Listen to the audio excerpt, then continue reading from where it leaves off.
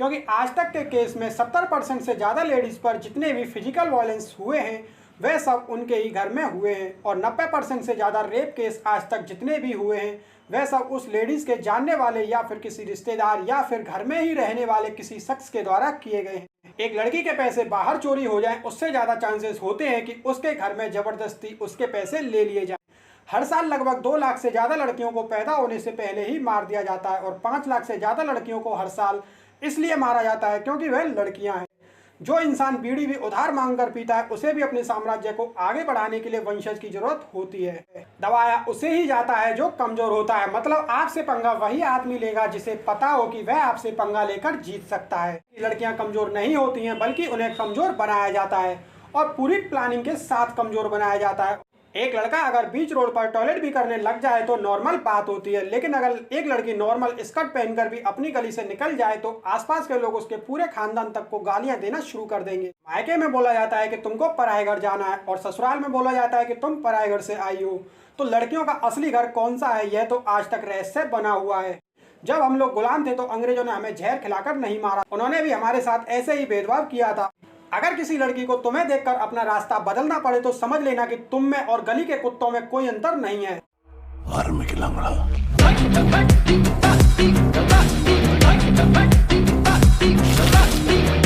अगर मैं आपसे पूछूं कि एक महिला सबसे ज्यादा अनसेफ कहाँ होती है तो कुछ लोग कहेंगे कि जब वह अपने घर के बाहर होती है या फिर अपने ही लोगों के बीच में नहीं होती है, तब वो अनसेफ होती है और उसी वक्त उन्हें सबसे ज्यादा खतरा होता है।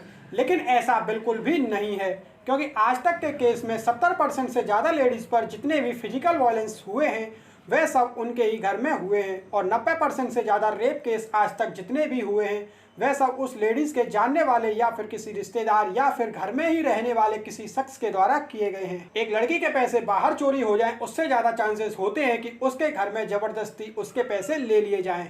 हर साल लगभग 2 लाख से ज़्यादा लड़कियों को पैदा होने से पहले ही मार दिया जाता है, और 5 लाख से ज़्यादा लड़कियों को हर साल इसलिए मारा जाता है क्योंकि वह लड़कियां हैं। और यह सारे फैसले लड़कियों के घर वालों के द्वारा ही लिए जाते हैं, क्योंकि हमारे भारत में हर किसी के पास साम्राज्य बहुत ज़्यादा है और उसे चलाने के लिए एक राजा की ज़रूरत होती है। जो इंसान बीड़ी भी उधार मांग कर पीता है उसे भी अपने साम्राज्य को आगे बढ़ाने के लिए वंशज की ज़रूरत होती है। इस सब से इतना तो तय हो चुका है कि लड़कियों को खतरा बाहर से ज़्यादा उनके अपनों के बीच और अपने ही घर में है। भारत की जो जनसंख्या है उसमें 48% फीमेल हैं और 52% मेल हैं। तो इसका ऐसा रीजन क्या है कि लड़कियों को सेकंड प्रायोरिटी दी गई है, और इसका रीजन एकदम साफ है। दबाया उसे ही जाता है जो कमजोर होता है, मतलब आपसे पंगा वही आदमी लेगा जिसे पता हो कि वह आपसे पंगा लेकर जीत सकता है। यहाँ पर मेरा मतलब यह नहीं है कि वायलेंस का शिकार सिर्फ लड़कियां ही होती हैं, बल्कि लड़कों को भी लाइफ में बहुत से वायलेंस का शिकार होना पड़ता है, कभी मेंटली तो कभी फिजिकली। भगवान ने लड़का और लड़की दोनों को एक जैसा बनाया है। अगर उनमें कोई थोड़ा बहुत अंतर किया भी है तो वो इसलिए ताकि रिप्रोडक्टिव साइकिल चलता रहे, इसलिए नहीं कि यह फैसला हो सके कि कौन बड़ा है और कौन छोटा, कौन घर के बाहर रहेगा और कौन घर के अंदर, कौन गाड़ी चलाएगा और कौन नहीं चलाएगा, कौन प्लेन चला सकता है और कौन जमीन पर चलेगा, किसको जिंदा रहने का हक है और किसे मार दिया जाए, इसका फैसला करने के लिए यह अंतर नहीं रखे गए हैं। अगर ताकतवर होना ही सब कुछ होता तो सारे पहलवान दुनिया पर राज कर रहे होते। यहाँ पर सीधा मतलब यह है कि लड़कियां कमजोर नहीं होती हैं बल्कि उन्हें कमजोर बनाया जाता है, और पूरी प्लानिंग के साथ कमजोर बनाया जाता है, और इसकी ट्रेनिंग बचपन से ही शुरू कर दी जाती है। अगर लड़की पैदा होती है तो उसे बार्बी डॉल और टेडी बियर जैसे खिलौने दिए जाते हैं, और अगर लड़का होता है तो उसे gun, super hero, super cars जैसे खिलौने दिए जाते हैं।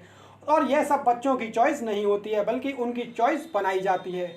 जब भी कोई लड़का गलती कर देता है या फिर कुछ मजाक में कुछ एबनॉर्मल हरकत कर देता है तो उसे यही कहा जाता है कि लड़कियों की तरह रो रहा है, या लड़कियों की तरह नाच रहा है, या लड़कियों की तरह कपड़े पहन रहा है, या लड़कियों की तरह चल रहा है। और जब यह सब उससे कहा जाता है तो उसकी बहन भी यह सब कुछ सुन रही होती है, तो वो क्या सोचेगी यार कि लड़की होना बुरी बात है, या लड़कियों की तरह चलना बुरी बात है, या फिर लड़कियों की तरह बोलना बुरी बात है। एक प्रॉपर एज के बाद लड़कियों को यह समझाना शुरू कर दिया जाता है कि उन्हें कहाँ जाना है और कहाँ नहीं, उन्हें कैसे बैठना है और कैसे नहीं। घर से बाहर जा रही है तो तुम्हें कितने बजे तक घर पर वापस आ जाना है। लेकिन लड़कों को ऐसी कोई दिक्कत नहीं होती है, उनको तो पूरी फ्रीडम दी जाती है। एक लड़का अगर बीच रोड पर टॉयलेट भी करने लग जाए तो नॉर्मल बात होती है, लेकिन अगर एक लड़की नॉर्मल स्कर्ट पहनकर भी अपनी गली से निकल जाए तो आसपास के लोग उसके पूरे खानदान तक को गालियां देना शुरू कर देंगे। लेकिन कमेंट में जरूर बताना कि इन दोनों में से सबसे ज्यादा बेकार हरकत क्या है, लड़कों के द्वारा की जाने वाली वाहियात हरकत या फिर लड़कियों के द्वारा की जाने वाली एक छोटी सी फैशन। एक लड़की भले ही पीएचडी कर रखी है और कितनी भी बड़ी हो गई है और चाहे उसकी शादी होने वाली है, लेकिन अगर उसे थोड़ी सी दूर भी जाना होगा तो 10 साल का बच्चा उसके साथ लगा दिया जाएगा कि जहां भी जाना हो इसके साथ जाना। और अगर ऐसे में उस लड़के के साथ कुछ गलत हो भी जाता है तो 10 साल का बच्चा उसे बचा नहीं पाएगा, लेकिन फिर भी उस बच्चे को उस लड़की के साथ हमेशा भेजा जाता है और बच्चा अपने आप को स्ट्रॉन्ग और बहुत शक्तिशाली समझने लगता है। और यह ट्रेनिंग बचपन से इतनी हैवी तरीके से दी जाती है कि लड़कों के दिमाग पर हावी हो जाती है। वो किसी से भी हार मान लेंगे, लेकिन लड़कियों से हारना उन्हें बर्दाश्त नहीं होता है। एक लड़के को अगर कोई लड़की रिजेक्ट कर दे तो रातों की नींद उड़ जाती है, दिन का चैन खो जाता है। और कहीं ना कहीं भारत में होने वाले रेप केसेस और लड़कियों पर होने वाले अटैक के पीछे भी यही साइकोलॉजी काम करती है।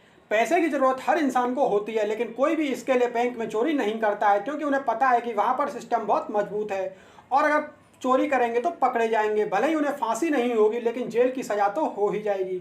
लेकिन आए दिन इंडिया में रेप केस होते रहते हैं, क्योंकि उन्हें पता है कि सामने जो लड़की है वह बहुत वीक है और यहाँ पर क्राइम करेंगे तो आराम से बचकर निकल जाएंगे।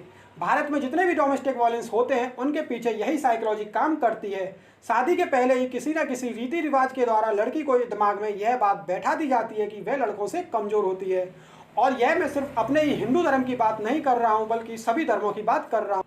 भले ही लड़की फाइटर जेट उड़ाती है, आर्मी में भले ही ऑफिसर हो, लेकिन शादी वाले दिन स्टेज पर जाना होता है तो उसे 4 लड़कियां पकड़कर ले जाती हैं। वही दूसरी तरफ लड़का एकदम फ्री रहता है, उसे एक दिन का नकली राजा बना दिया जाता है और एक दिन का राजा बनने के चक्कर पूरी जिंदगी वो किस्तें भरता रहता है। और उस लड़के को नाम भी बहुत सोच समझ कर दिए जाते हैं, स्वामी, शौहर, हस्बैंड, पति, करोड़पति, यानी करोड़ों का पति। इसका मतलब छोटी छोटी बातों के द्वारा उसे समझा दिया जाता है कि कौन मालिक है और कौन नौकर। हमारी सोसाइटी शुरू से ही इस बात को तय करती आई है कि लड़कियों के हाथ में कुछ भी ना हो।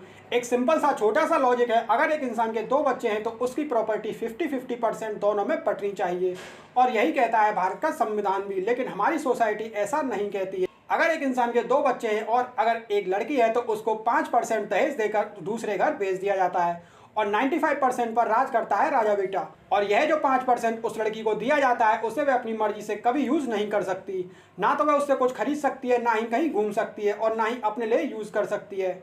अब उसे उन पैसों का क्या करना है यह भी दूसरे ही लोग उसे बताते हैं। हमारी सोसाइटी में अगर एक इंसान के एक लड़का और एक लड़की है तो उसके पास अगर एक को ही पढ़ाने के लिए पैसे हैं तो वो लड़के को ही पढ़ाएगा, भले ही लड़की कितनी भी टैलेंटेड क्यों ना हो।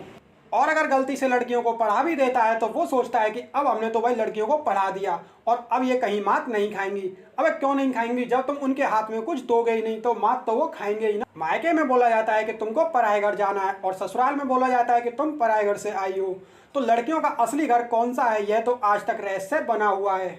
घर के बाहर जो नेम प्लेट लगी होती है उस पर भी घर की बहू का नाम नहीं होता है, जिससे उसे पता रहे कि यह घर किसका है। भारत में हर 3 में से एक औरत डोमेस्टिक वायलेंस का शिकार होती है। और आप लोग कहीं भी देख लेना, अगर कहीं भी कोई भी डोमेस्टिक वायलेंस होता है तो वह कंट्रोल पाने के लिए या फिर दहेज के लिए ही होता है।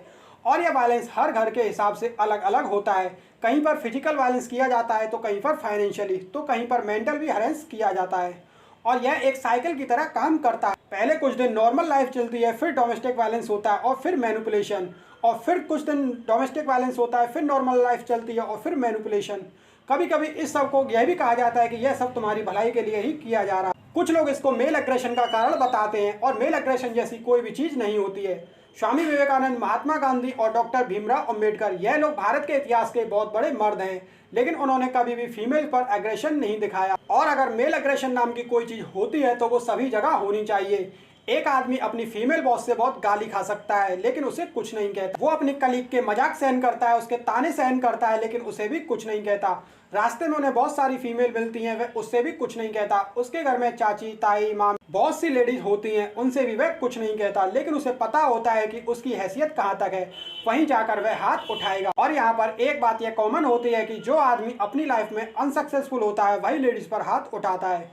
हमारे कानून के हिसाब से कोई भी आदमी किसी भी लेडीज पर हाथ नहीं उठा, चाहे सिचुएशन कैसी भी हो। हर 3 में से एक लेडीज पर हाथ उठाया जाता है। बाकी 33% मर्द हमारे कानून के हिसाब से अभी तक सिर्फ इसलिए बचे हुए हैं क्योंकि अभी तक किसी ने उनके खिलाफ कंप्लेंट नहीं की है। किसी भी कंट्री का एग्जाम्पल उठाकर देख लो, उस कंट्री की ग्रोथ में लड़की और लड़कियों का दोनों का बराबर का कंट्रीब्यूट होता है, और ये बात हर घरों में अप्लाई होती है। वो घर जल्दी आगे बढ़ता है जिसमें मेल और फीमेल दोनों कैपेबल होते हैं। जब हम लोग गुलाम थे तो अंग्रेजों ने हमें जहर खिलाकर नहीं मारा, उन्होंने भी हमारे साथ ऐसे ही भेदभाव किया था। उन्होंने हमारे अधिकार छीन लिए, हमारा एक्सप्लॉयटेशन किया था और इस सब से बचने के लिए हमारे देश में कई लड़ाइयाँ लड़ी गई।